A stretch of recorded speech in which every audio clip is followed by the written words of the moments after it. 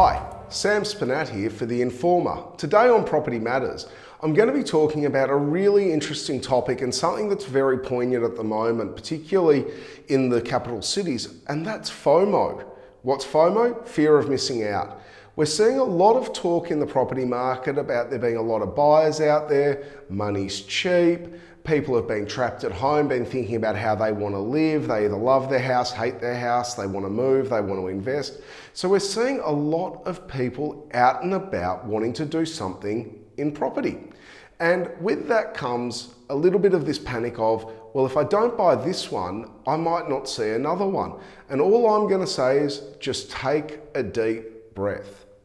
One of the things that really worries me when this FOMO kicks into the property market, and we are seeing it, we're seeing people throw out offers. I was even talking to a client the other day who said, I need a house. I said, yes, well, we'll find you one. He said, well, this one's great. Should I just make an offer buying it sight unseen? And I nearly lost it with him because this is the kind of panic that leads to making bad decisions.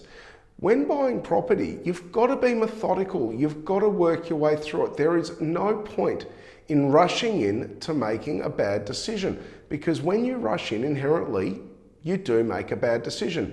And when it comes to buying property, that can be a life-changing bad decision financially.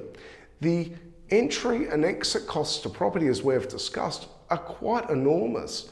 And it can be a cost of $50,000, $60,000, even $100,000 plus if you get it wrong, just in stamp duty alone, let alone what the agents will charge you, hey?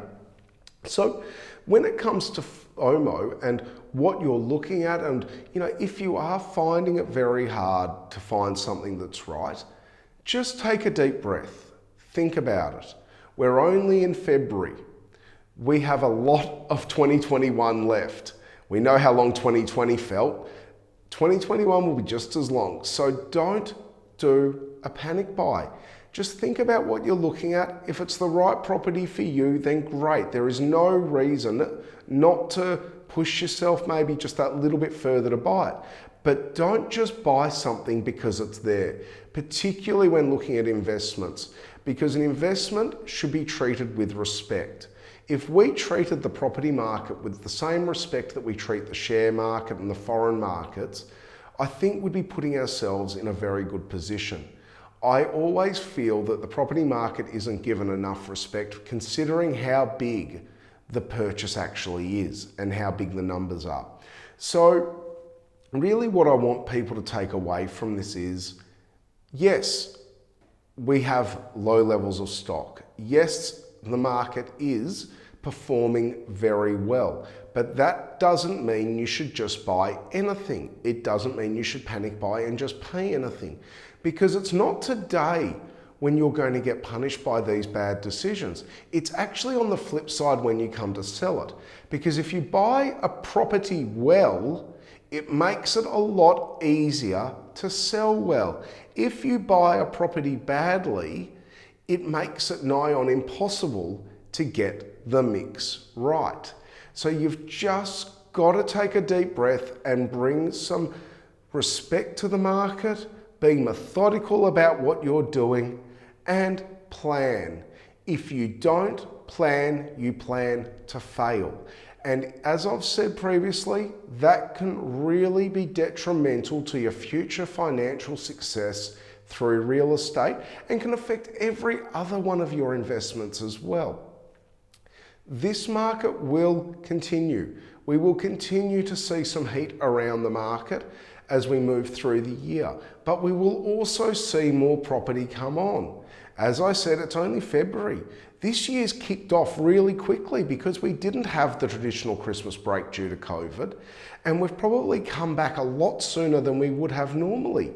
Normally the real estate market doesn't start to kick off until the end of Jan, but we were out and about in the first week of January. It's never happened before. So you just need to be a little bit careful, be a little bit more relaxed, take the deep breath. And I'm saying this to all my clients, which is why they're my clients, that we will find the right property, but you don't want to just rush into something. But when you see the right property, you do your due diligence, you know it's the right one for you, be it for home or investment, that's when it's okay to push that little bit harder. But don't just do that for anything. If you are thinking of buying now, or even if you're thinking of selling, it's a great time to do it when you're ready. Yes, we are seeing a lot of people start to get ready to sell. I'm hearing a lot of conversations around this through our vendor advocacy side of the business, and that brings some confidence to me that there will be more available. So, is it time to panic? Absolutely not.